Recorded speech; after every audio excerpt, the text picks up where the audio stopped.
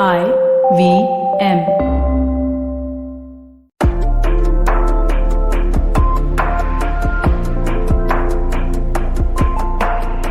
Welcome to the show Global Victoria Tech Talk, presented by Global Victoria, inspiring global possibilities. I'm your host for this episode, Pavan Srinath, and I'm delighted to invite you to listen to the very first episode of this podcast.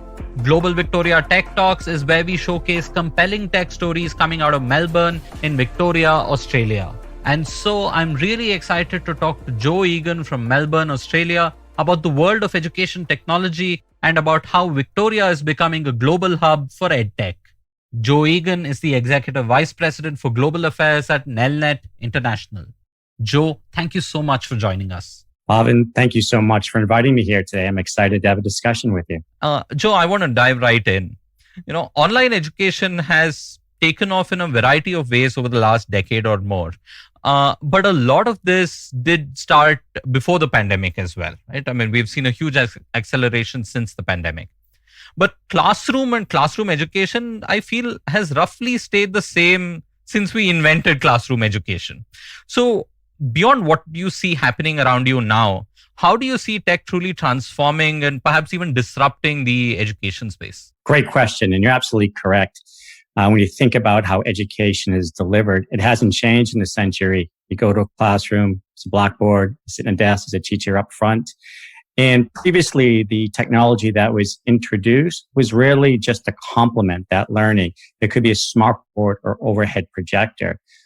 Due to COVID-19, we're starting to see changes. If you were to look at what you thought the top EdTech things would be in 2019, it's already changing. So right now we are looking at advancements in e-learning. It's extremely scalable. It's typically offered at a much lower cost than traditional in-person classes, and it can be delivered to a vast audience. People are looking at virtual reality to immerse children into a learning experience. But because of COVID, I think we're going to start seeing different types of EdTech technologies. Those that will give the proper attention to all types of learners by addressing various learning modalities, intervention paths, and just how they are learning with individual education plans. When you start learning remotely, you miss that in-person connection to really see how the student is doing. And also technologies that can be put in place to address the next pandemic. I mean, the anxiety and the stress and the well-being of the students is unprecedented in education, and things need to be done to put them at ease so they do get the education that they deserve. Increasingly, I'm finding that the cover of the Hitchhiker's Guide to the Galaxy makes a lot more sense. That there's a big red button which says, "Don't panic," I think is actually very useful in this day and age. And I can't imagine how useful that might be in education when there are so many children stressing out about now, especially in India, not just missing 1 year, but potentially missing 2 years of education. And we have no idea. I mean, this is a natural experiment gone wrong, right? I mean, we have no idea what this will do to the futures of students who are studying at various levels right now. You're absolutely correct. And what the things that people forget about is learning. It's fundamentally a social experience. So you don't want to lose that in-person learning where the kids develop their creativity and how to interact. At the same time, we don't want our students of today to be a lost generation where people say, we're just going to write off 2 years of education and hope you do well down the road. So that red button is pretty bright and it's pretty glaring, and it's something we all need to take a look at. I mean, you hear it a lot, the saying goes, but we are all in this together, and it is for the benefit of our children. And I can think of few things which are more important than the well-being of our children, whether it's educating them or it's often not talked about enough, their well-being, their mental fitness, and how they are doing to this. It cannot be easy for the children in their formative years to go through this. Absolutely. And also, Joe, you've been around in EdTech for longer. Nelnet has been there before. There have been many people offering online education in various forms, right? I mean, even MOOCs and Coursera started well before the pandemic. But we've seen how just Zoom and other things have entered our vocabulary in the last 2 years, where it was a niche product used by a few people. And, you know, when you had to sell online education to a student or a parent or a prospective employer even, you had to go through like a 10-step plan, right? Saying, look, this is how things work and so on. But how have you seen this? I mean, you work at the enterprise level as well. You work at individual level, various levels. So how have you seen the fillip that COVID-19 has given online education, EdTech, and the entire sector? It's been a wake-up call because no one's really thought about this. And some of the things that you mentioned, again, they were to complement in-person learning. Nobody was paying attention to what might be coming down the road. And rightfully so, who thinks there's going to be a global pandemic to this magnitude? So it's really forced everyone in education to revisit how technologies are used and how education is delivered. We do offer platforms that allow universities and schools to manage their operations remotely. I touched on it a bit earlier, but one of the things that we are seeing is people are asking us, well, how can we use these technologies to check in? How's Pavan doing? How are your children doing? You're working from home. Your kids are learning from home. How's that going? How are teachers doing? Because now they're doing something they weren't trained to do, deliver education online. So it's really taken a big step back, and fundamentally, we're at a crossroads. Do we go left down the positive way and look at all the opportunities, or do we go right down the challenges? And that's where we are right now. How do we build as a society that the proper way to deliver education that will help out our students for the future?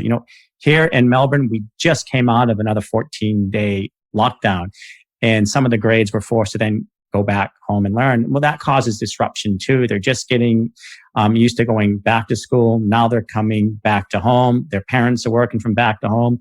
Everybody seems to be on Zoom. And how do you get that focus to how it's being delivered? And that's one of the things that we're taking a hard look at as well.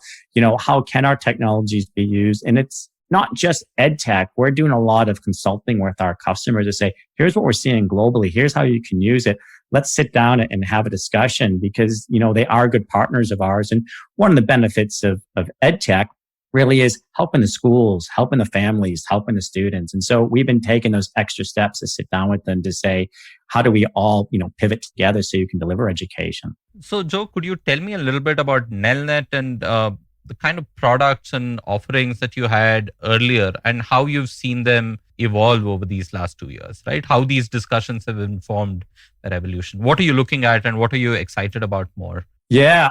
So we work with universities, and for universities, we provide a commerce platform. It's called Zeta. It allows them to manage all their online payments, billing. We do all the integration to the back-end systems, and then we do the integration to whatever country we go into, like a Paytm for payment processing in the different countries that we go into. So we're in 80% of the universities here in Australia. We also work with schools on a very robust student information and financial management system. So it allows schools to manage all their operations, time and attendance, billing and payments, and really managing all the operations that go on in a school. It even has the ability to communicate out to students and to parents as well. And what we're really starting to see is it's the communication that's been the utmost important. So it's one thing to have that technology, which again supported in-person learning, but now we're working with them. Well, do we need to make any changes to allow for distant learning and distant education? And that's really where the discussions come into. The first step is, how's it working? Customers saying that it's working pretty well because they've now looked at the system from a different perspective, and looking towards the future for that. And so we will continue to monitor our customers. They're our development team. In what we can do to change. So it's been a learning process for us as well, because we've had to take a relook at it and say, just because this product worked well 2 years ago doesn't mean it's built for the pandemic. So we're always working with our customers on changes that we can make to help them deliver education, whether it's at a university level or primary school. Thank you so much for that. I also wanted to, in this episode, I'm really keen to get into how the Melbourne and Victoria EdTech ecosystem has sort of grown over the years. And I want to really know how that came about and about work culture and so on. But we're going to get to that after a break. Before that, I wanted to ask you about, so now if we continue this forward, right, how do you see the future of work in your space? How do you see the kind of roles that you see that may not exist even at Nelnet today, but might exist tomorrow, right? Or that you might focus a lot more on. I also want to understand the interplay between technology, education knowledge, or sort of teaching knowledge, pedagogy, and, students, right? So because it's not just a bunch of software engineers coming in together and providing these solutions, right? You need a lot more people to make this work. Correct. Yeah. And to that point, we have a blend of folks that work with us that have background in school education. I myself have a higher education background. I used to help oversee all the operating expenses for the public universities in Massachusetts a long time ago. And you're right, EdTech is starting to get more known. When people think about going into technology, they think, fintech. I'll work for a Paytm or some other unicorn out there. But EdTech is slowly starting to be, because of the pandemic, people are starting to pay more attention to. And you do need a cross section of people. You're right. You just can't have a bunch of engineers, and no offense to any engineers in the audience, that say, here's what we're going to build. You need to bring in the educators to say, is this meeting the needs today and tomorrow? Because when you think about technology, mistakes happen. It's part of life, but we're talking about the future of students and how they learn. And we want to make sure whatever we build, we do it right and we do it correct so that they are getting the education that they deserve. Absolutely, Joe. So let's take a quick break on Global Victoria Tech Talks, presented by Global Victoria, the State of Government of Victoria's trade agency. Explore the opportunities by contacting the Victorian Government Trade and Investment Office here in India. Global Victoria, the state government of Victoria's premier trade facilitation agency, through its trade and investment offices in India, is pursuing strategic partnerships in the emerging EdTech industry here in India. Victoria has an exciting and diverse range of EdTech companies excelling in global education solutions. Victoria's strengths as a home to world-class educational institutions and a major innovation and digital technology hub underpin a thriving EdTech ecosystem, one that is expanding to meet the needs of international markets. With the largest share of EdTech companies in the ANZ EdTech 50, which includes companies from workforce and skills, learning environments, and education management analytics, Victoria is uniquely placed to support learners from around the world. Melbourne also plays host to the largest education technology exhibition in the Southern Hemisphere, EdTech International Congress and Expo. For further details, please reach out to Global Victoria's offices in Bengaluru and Mumbai. Joe, I'm really personally keen to learn a lot more about this because having grown up in Bangalore and living in Bangalore, I've seen how cities and perhaps states often become hubs for technology or for industry for a set of reasons, right? Some of them are accidental, some of them are by design, and some of them are, serendipity and a bunch of, good things coming together and, magic happening. So, when it comes to Bangalore, I could perhaps piece together a few points which were, key in our history for the rise of our overall tech industry. But can you tell me about how that journey has been for Melbourne and for Victoria? From tech to EdTech in particular, how do you see this? How did you see this rise happening? I think Victoria is well positioned to be the EdTech capital of Australia. I mean, Victoria is known as the education state, and it's always maintained a commitment to delivering world-class education. Just look at some of our universities, the University of Melbourne, La Trobe, Monash, Deakin, RMIT, Swinburne, Victoria University. And I think there's really that commitment to delivering world-class education here. At the same time, Melbourne is a very diverse area. We have students from all over the world that come here. It's rich in culture, arts, sports, everything that you'd want for someone to come here. It's a great destination to be.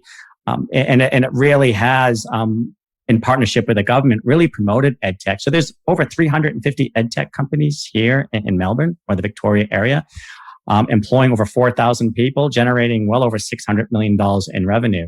I think because of the commitment behind that, Victoria is the education state. It became, a confluence of events that said, here's where we're going to do it all. And it really is thriving here. I mean, the majority of these companies that are exporting are generating over $2 million a year. So the focus really has been on EdTech here. And if you look at I think Melbourne graduates with all its universities, about a third of the students in Australia that focus on ICT management and e-commerce. So again, strong commitment to education here in Victoria. So, any rough idea as to how far back this goes? So, I'm guessing that given the size of the education sector in Victoria, right, the number of universities, schools, and so on. So, perhaps for tech companies, the journey starts from one of these universities becoming a customer.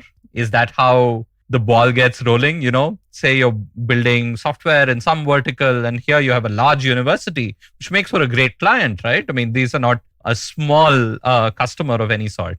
And once you've built a system, it's also replicable. So you pretty much described how we started. About 32 years ago, and then the founders of the company built a bookshop product to help universities. Wow. And worked on one of the universities and became very successful. And then one of our customers said, "Hey, you built something phenomenal for the bookshops. Now we're having some issues we want to solve with people paying, whether it's in person, back then more than online. So can you help us build out a payment system for universities?" And the company did. And so we've changed multiple times over the journey to say, you want an in-person payment system, built that. About 10 years ago, it all started to migrate towards online. Re-architected, rebuilt the system. So now it does online. And at the same time, starting about 10 years ago, we started going into the school sector as well. So we have done a couple of pivots along the way. Exactly what we said, based upon the needs of our customer. And I think that's what's made us so successful. We listen to our customers. They come to us with some ideas and we built it out, which is why we're in 80% of the universities here. And you got that support here. And because of the universities, you have a lot of talent to hire out of here. Again, when I talked about ICT, commerce, and things such as that, it's a perfect incubator to go find people to work. It's where we look now when we hire people as well. So I think Melbourne has a lot of things to offer people. We might have slipped a little bit in the global ranking, but we're still in the top 10. It's still a great place to live and a great place to come. And it's been a great place for us to thrive over the last 30 years. So, Joe, in all of this, where did you see the role of, say, government or policies enable and perhaps remove barriers to a lot of this happening, to the EdTech sector evolving? Yeah, something I don't think people think about often enough. So overall, education is about the fourth largest export for Australia. So it's hugely important to us. And the Victorian government has obviously made a huge commitment to education. You need to have the government involved. We need to make sure that we have the correct policies and tools in place to continue to deliver effective and efficient education outcomes and prepare the children for the future now more than ever. So we need leaders who not only understand the importance of the future education, but will provide needed support. I mean, it's great that you and I, Pavan, are talking about EdTech and all the great things it can do. But if you live in a rural area with no connectivity, if you can't afford to buy that laptop for your family, EdTech means absolutely nothing. As of 2018, there were about 258 children worldwide not getting an education. A recent report by UNESCO said COVID has forced about 1.6 billion students globally to work from home. That puts a lot of pressure, schools, families, and students. So you need a government that's going to be able to work and say, how can we help? Well, we'll help fund, we'll help create good policy for EdTechs to flourish. But what do we do to help the people, particularly those in the rural areas and poor? And that's where the government policy really comes into place. How can they help?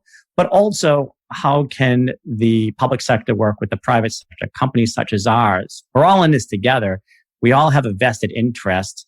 I want my children, when they go to school in a few years, to get a world-class education. And we're starting to look at ways, how can we help fill those gaps? And that's where government is critically important right now.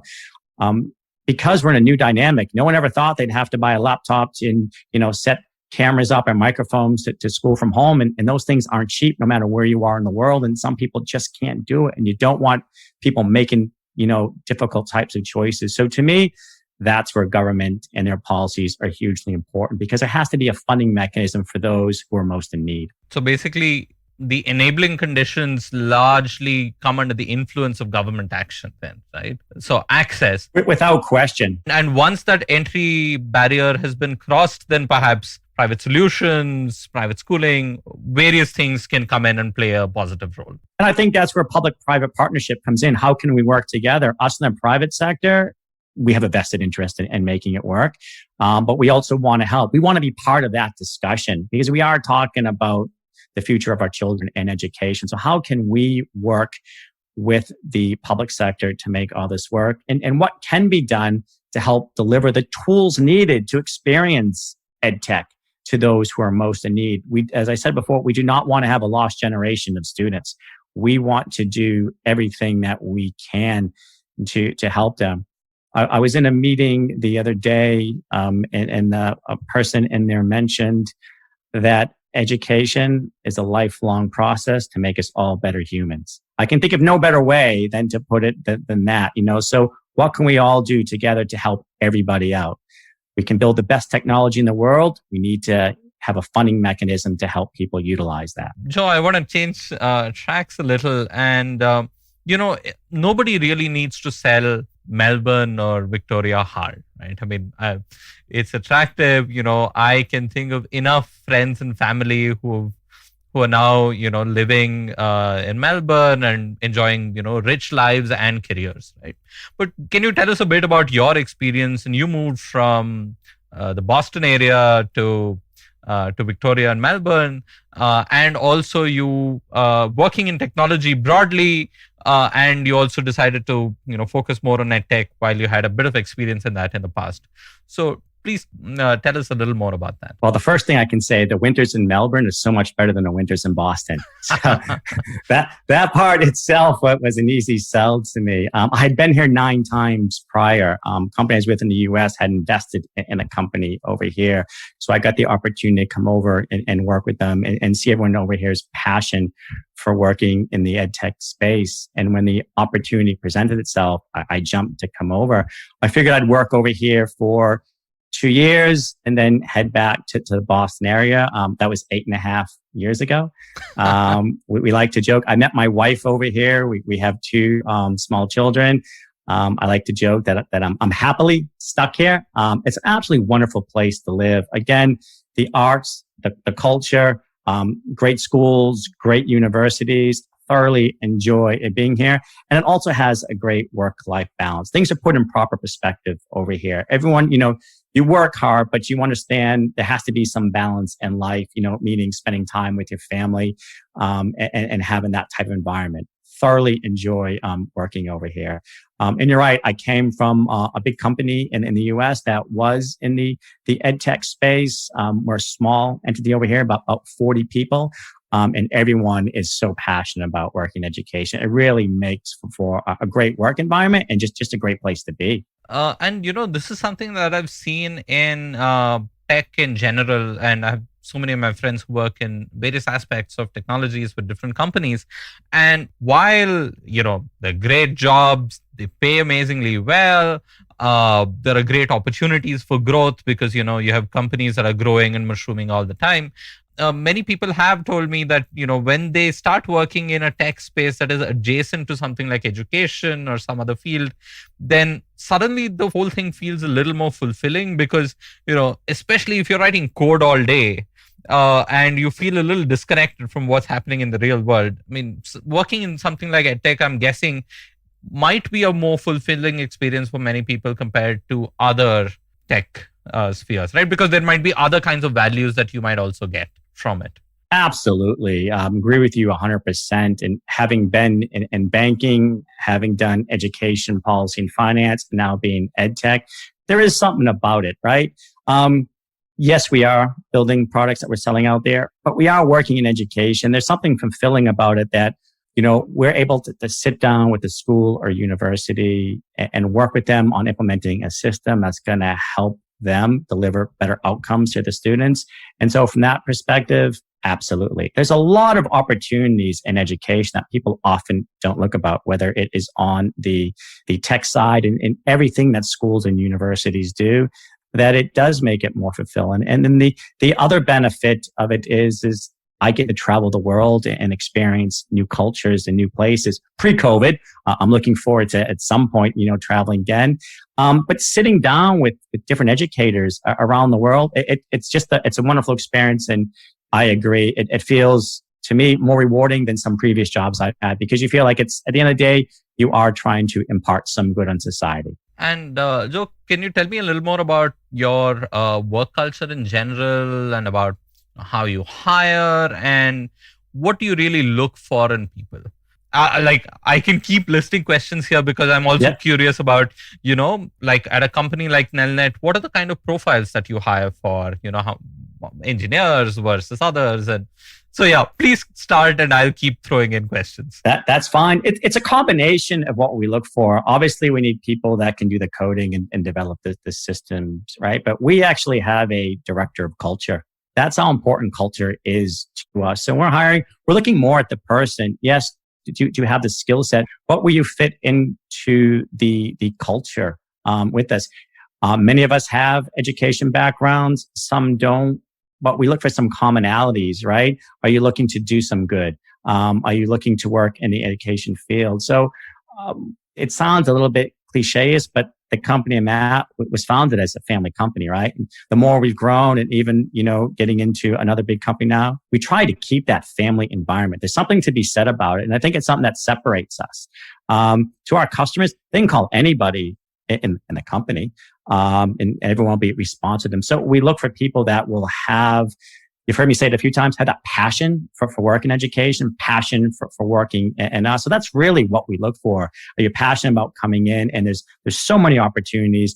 Education's a great place to be in. And that's really why we actually have a director of culture, which was, a great thing to implement, because culture is so important to us, particularly when you are working in the education sector, because really we're going to learn from them, but we want to go in and have a discussion. We want to be part of the dialogue.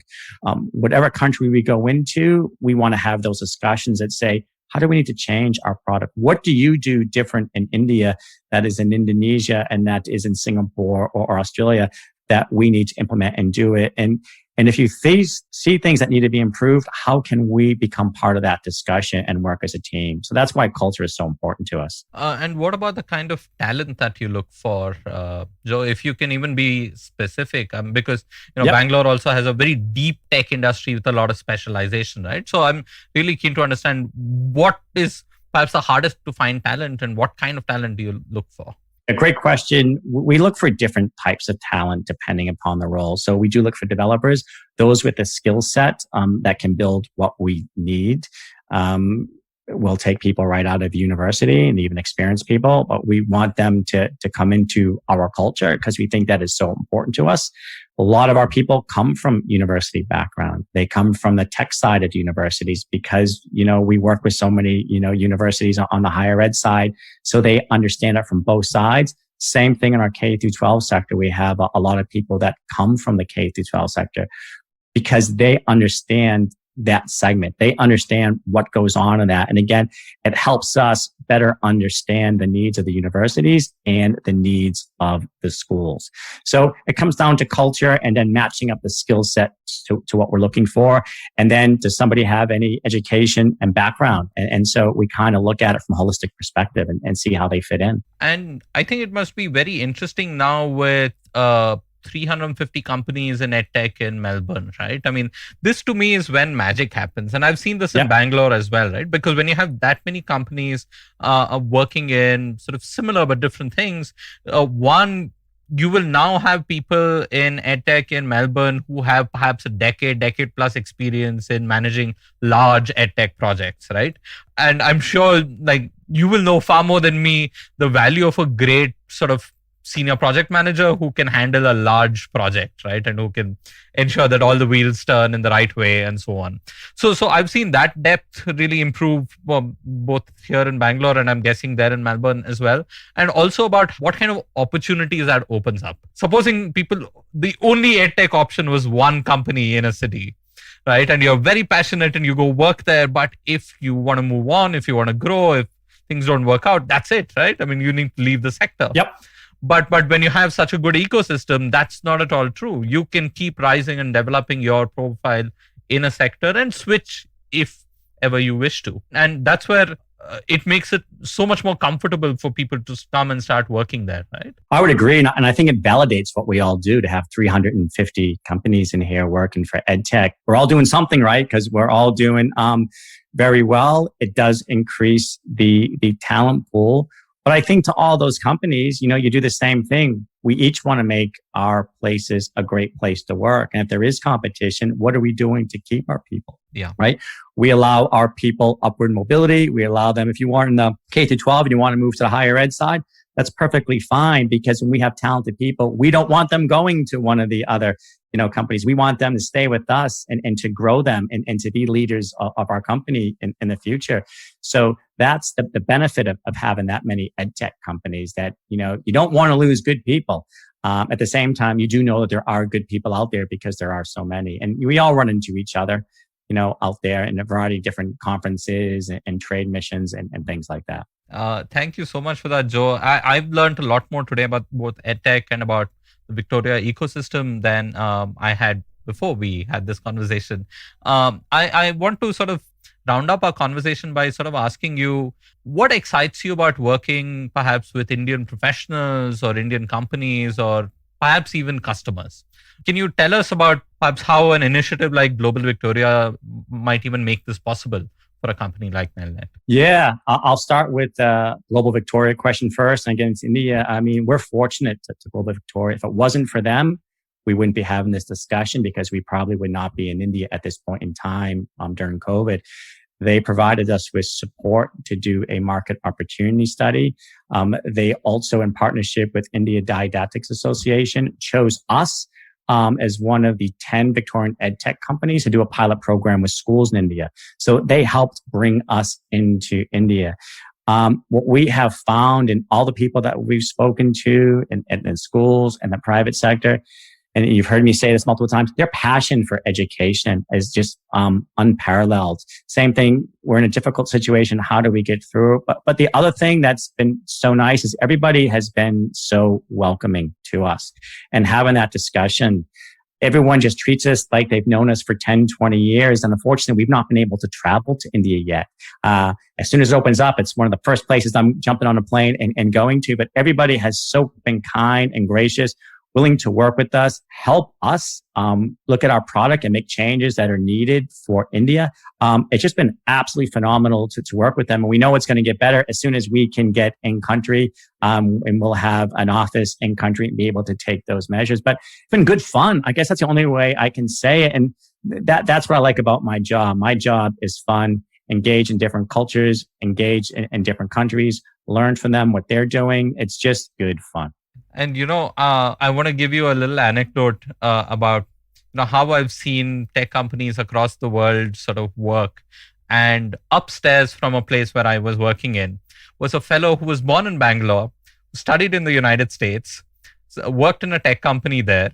Then he founded a tech company in New York, set up a subsidiary in Bangalore, came back to Bangalore and worked for New York clients from, the floor above. And what I love about the possibility of tech and sort of global tech, right, and these kinds of work, is the degree of interconnectedness that it can develop and promote, right? And I'm really excited about the kind of possibilities that open up when you have that kind of a density of connection, right? I mean, just think of the number of round trips just in that one example. Yeah. And I'm sure you will have so many when you actually start working in various countries and various fields. And I'm excited about what things that can unlock. But think about what it can do for the future of our kids if they do it right. So when my daughter goes to school in a few years, if she has an interest in India, wants to learn Hindi, why not just go into a virtual classroom and go in and immerse herself in that and learn firsthand? Not here. When I went to school, I learned, world history, and I sat at my desk and we read books, and there was no interaction where the world and the way in which we experience it could be totally different. And to me, that's the great opportunity for all this. If everyone can work together and get it right, our kids will have so many more opportunities.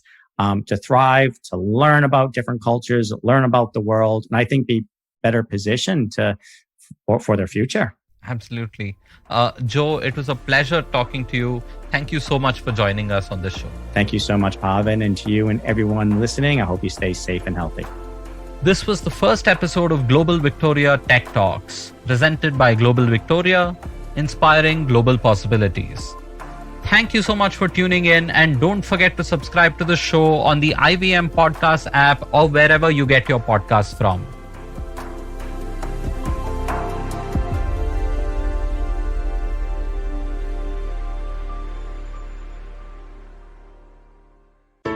I hope you enjoyed that show. If you aren't following us on social media, please do. We're IVM Podcasts on Twitter, Facebook, and Instagram. I'd like to thank the sponsors on the network this week, Cred and Sia. Thank you so much for making this possible. We've had an amazing week on the network. Do check out The Note with Mahrukh Inayat. She speaks to Prabhat Kumar, the man leading child protection at one of India's leading NGOs, Save the Children. On The Habit Coach, Ashton was joined by Rajat Mittal Shah to talk about some superfoods in Ayurveda like turmeric and ashwagandha. On Paisa Vaisa, host Anupam Gupta has a digital gold special in 2 parts, one with Ashraf Rizvi, founder and CEO of Digital Swiss Code and Gilded, and one with Deepak Abbott, co-founder of India Gold. Listen to the first part of the Father's Day special of Agla Station Adulthood with Natasha and her father, Dr. Vipul Roy Rathod. You should also check out Cyrus Says' episode with Mukul Chadda. He talks about upcoming shows Sunflower and Sherni. Our Kannada podcast, Thale Artist, celebrates 100 episodes, and we had a reunion of hosts Pavan, Ganesh, and Surya who shared their favorite moments from the past. Shiva Mehta is back with the second season of Smile India. The show is available in both English and Hindi. On this episode, she talks about the conversion from bag teas to bagless ones and how we should ditch the plastic and have a great tea experience.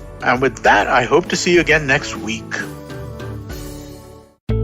Feeling overwhelmed, anxious, struggling with too many obstacles, don't know where your life is headed? Well, if you are dealing with one or all of these, tune into the Positively Unlimited podcast, because in each episode, I share a life lesson, a life hack, a pro tip that can help you get your life back on track.